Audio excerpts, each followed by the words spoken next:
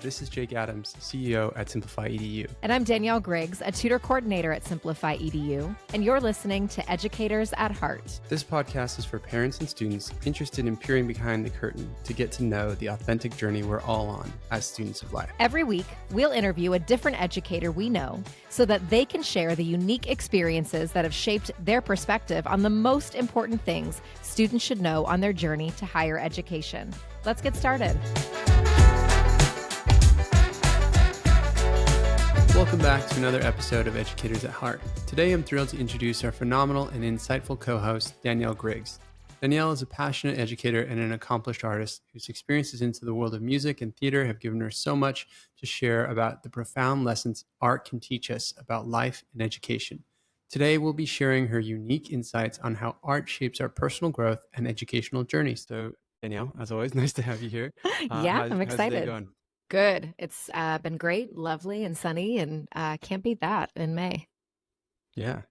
So you asked me this last time, and so, I'm going to ask you, where are you originally from? So I am originally from Erie, Pennsylvania, which is relatively small town in Pennsylvania, right on the Great Lakes, right on Lake Erie, kind of smack dab in between Ohio and New York. Born and raised there all the way up until college. And then I left. I was a little tired of the snow at that point. We had a lot of snow up there. So I left and went to college in Florida, lived in Kansas City for a stint, and then ended up back in Erie for, kind of that first chunk of my career post-college. And now I'm back down in Florida. Again, got a little tired of the snow and back down to the sun. So yeah, that's kind of where I've been.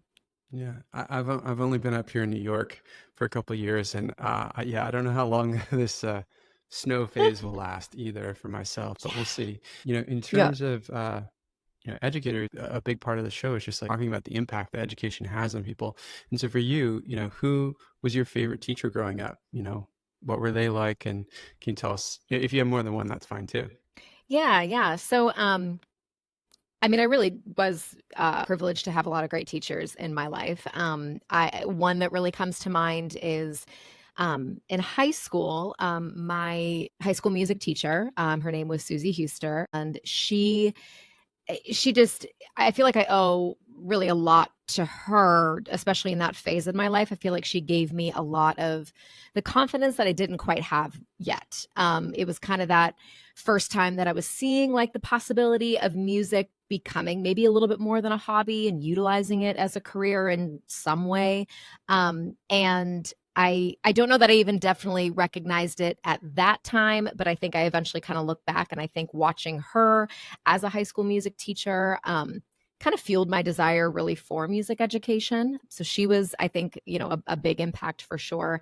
And then another one in college. I had so many in college that were so just incredible and motivating and inspiring.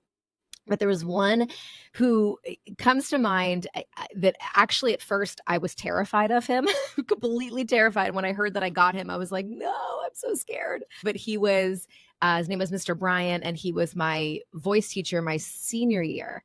And that's when you're putting on like your senior recital. And it's kind of like, your final piece of like, are we going to let you graduate? Have you learned enough to really, leave here? And he was just pretty intense. I'd had a different teacher up until that point. So a lot of voice teachers have like a different methodology and a different approach. So it was just, I was just very, very nervous. But then I honestly, just in that last year that I had with him, I feel like I learned the most out of all 4 years from him. Stuff that is still stuck with me to this day. Even though, he was intimidating at first, I feel like he pushed me, and I really grew the most in that year and really challenged me to be like, okay, do you want to just feel good, or do you want to actually improve and get better? And so I feel like he really taught me how to really push myself more than maybe I had been up until that point. So yeah, I owe a lot to both of those teachers for me. And would you say some of that intensity eventually gave way to a little bit more of a relationship with him that was meaningful? And yes, even though it's tough on you, you're still feeling like there's a solid relationship there? Yes, 100%. Yeah, I think because he just had really high standards and really high like expectations. And I think just jumping in, and that was most of the people that, who had him as a voice teacher were like, no, he is the best. You just have to like, you got to give your all. Like he's going to call you out if you're not. And so, yeah, oh my gosh, by the end, I was like, he was my favorite. I said, I learned so much from him. And yeah, definitely. I actually even saw him not that long ago. So, yeah, it definitely is, wonderful. That's awesome. And can you tell us a little bit about how your educational background fed into, you getting into theater and music? Yeah, yeah. So, I mean, I think I always had a propensity toward that. I mean, always. Like as a kid, I was the one who was, performing random things I made up for my family, and they had to sit through, and my poor brother had to sit and listen to all my little performances. So it was very much like something I think I was always drawn to. But then as time went on, I started to get involved in it in a more like official capacity. And I I went to a real small private school for elementary and middle school, so I did kind of as much as I could there. I was involved a lot in my church, and so I did a lot of like, they had some musicals and things like that that I think started to make me feel like, oh, maybe this is something I'm really interested in. And then for high school, I ended up leaving the small private school that I went to and went to a college preparatory high school that also had like, kind of was known for its performing arts department. And that's really why I went there, was for that. And that was where I think it really solidified for me, where it was like, okay, this is something that is more than just something I'm interested in. This is something that really brings me alive. It really just, it fuels a lot for me. And so I think that was a huge turning point for me. And from there, then I went into study music in college and music performance, and then ended up kind of mixing that with education and going into music education, and theater and directing and things like that. Awesome. I think that the arts definitely, have a way of transforming people, right? And it certainly Right. sounds like, the arts have, transformed the trajectory of your life and where you've gone with that. In terms of, the skills that you built along the way, what would you hmm say are some of the essential skills that are life skills that you've, learned through participating in music and theater? Yeah. So, I mean, honestly, the list is really long. But I think some of like the highlights of the ones that really stand out to me. I think the biggest one, and I mentioned this like in my high school music teacher, is really confidence. I think that's kind of like the biggest takeaway, kind of that initial top takeaway that really anyone can get, from the arts. Because I think it's so unique, where it's an area where you are literally putting some of the deepest and most vulnerable parts of you out there for the world to see. Especially as someone who within music, like as a vocalist, like it's literally a part of you. I would always tell my voice students, like, it's not like a piano or an external instrument. Like this is literally part of you. So it's really personal. And so I think that that's a big hurdle to overcome, especially when you're doing this like as a kid or as a middle schooler or a teenager who's dealing with all these other pieces of kind of learning who you are. But I think that there's something so great when you overcome that barrier, and when you realize that like you can put yourself out there and there is a part of you that's that you feel confident in sharing with others. I think it really does build a very kind of unique and one of a kind type of confidence. I think another one is communication skills. I think that just like at a basic level, like just even from the theater side, I think that ability to kind of convey an idea or a character in a really clear and concise way, um, and just has helped me be able to, I think, relate to people. I know I've utilized that in a lot of aspects of my life, not just, definitely within my jobs and my career and things like that. But I think even too, outside of that, just in general life skills. So yeah, that's definitely a big one. And I think another one that also I actually really like to talk about a lot is this idea of improvisation. So it's a really valuable skill and not something that everyone has. So like in music, right? Improvising is composing or arranging melodies on the spot. It's, a lot of times it can be collaborative with other artists, or it's can be solo. In theater, it's like creating scenarios and scenes off of like one small idea, and it usually is more collaborative within theater.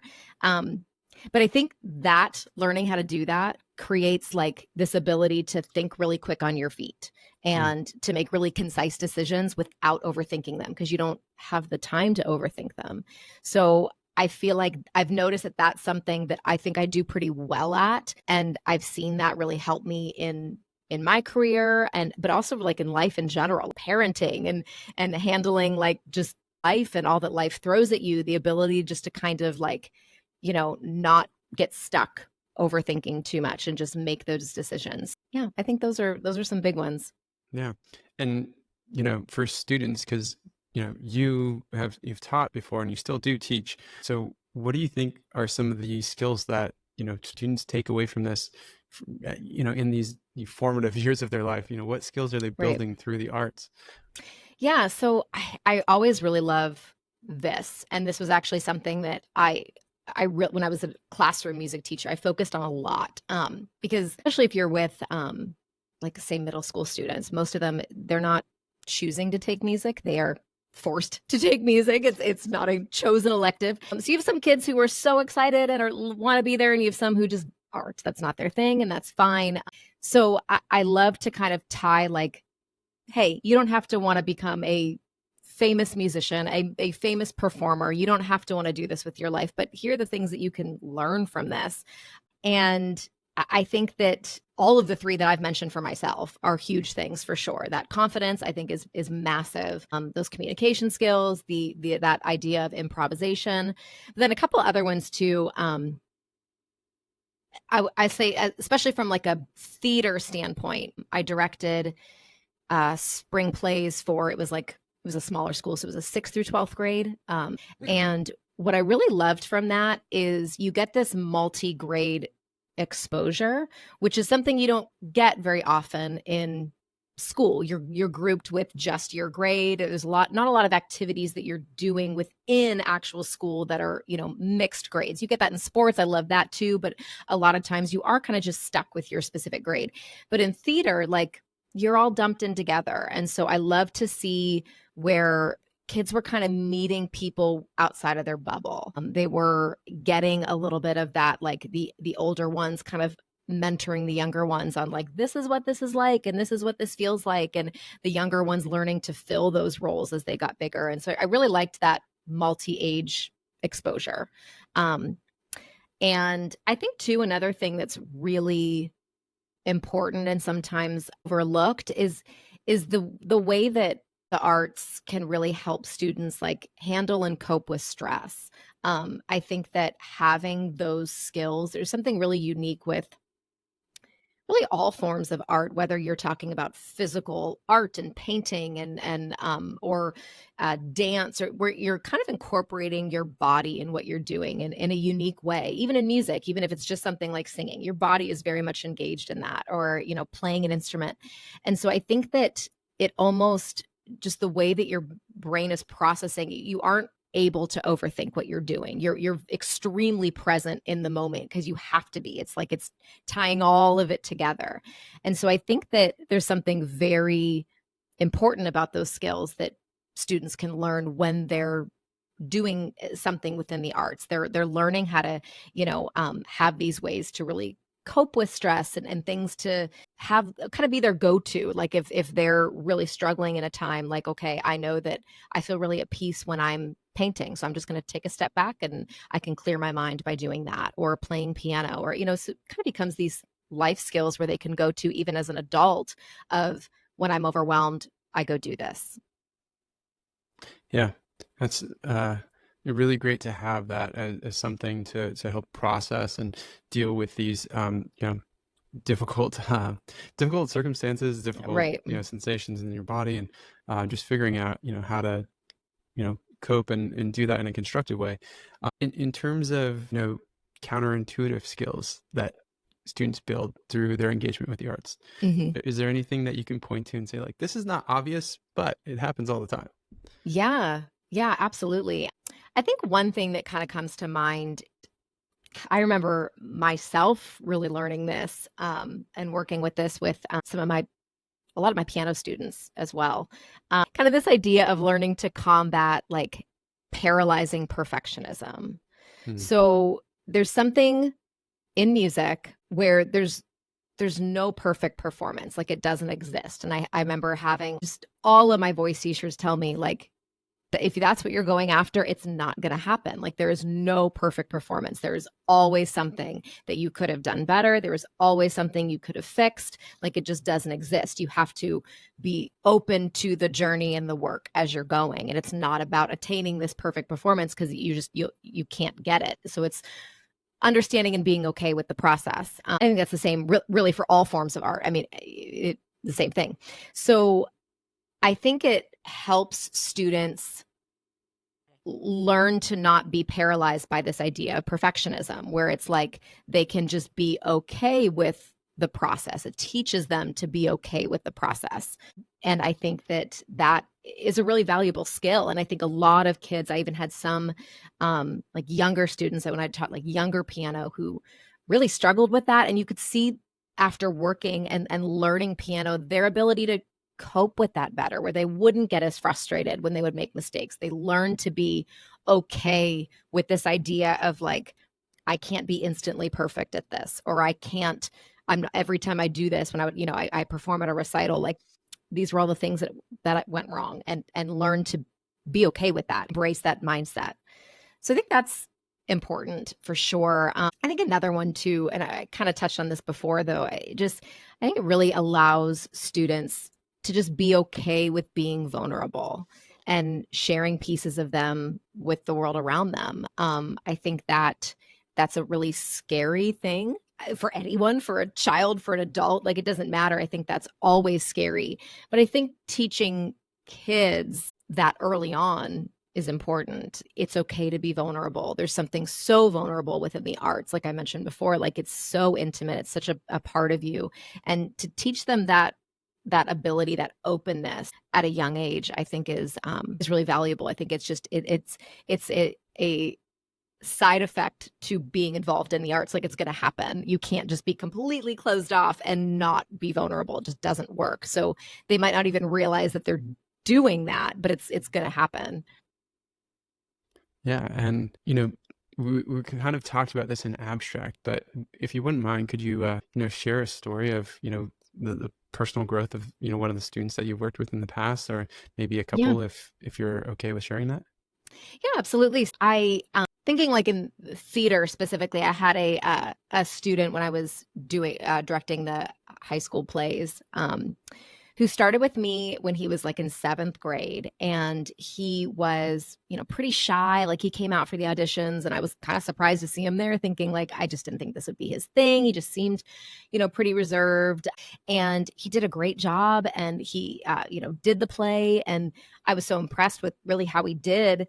And then he stuck with me every single year in the show until he graduated, until 12th grade. And he ended up having like lead roles his last 3 years there, and really was kind of the core of the theater program. But his skill set, it was wild to see how much that grew. I mean, his ability to convey information, I think that was so great to see someone who started off so one way and just see this immense amount of growth by the time that he graduated. And then he even came back. I remember the last year that I did a play, he was in college and he came back to see it, and he came up to me and he was like, hey, I just wanted to come and see it. It's your last show. And just thanked me for what theater meant to him. He was like, that meant so much to me, like what happened and what I experienced and what I learned. And one moment that I honestly think about a lot. It was just really neat to see that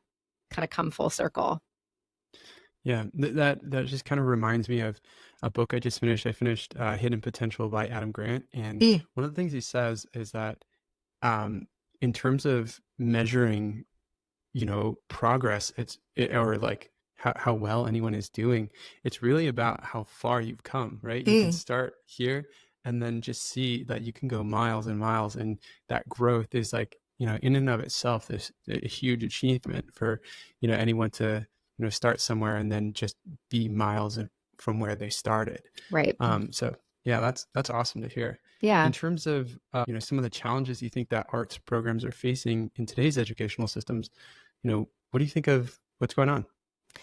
Yeah, so I mean, I think there's the age-old, idea of just them being underfunded, right? And that's the reality, and it kinda being an afterthought. I don't think that that's necessarily going anywhere, unfortunately. That's, I think, always kind of an uphill battle for the arts, and I think that there are so many great teachers out there that are doing absolutely their best with what they have and are making just, phenomenal improvements. But I do think that's going to be kind of one of those biggest challenges. And I think a lot of it really comes from like combating that idea where it has to be either or, seeing the arts as like an inclusive part of a student's education. It's not just here's all these things you have to do and then throw a couple, songs at the end of it, or here, paint a picture at the end of the day. Like seeing it as like this big collaborate, if you will.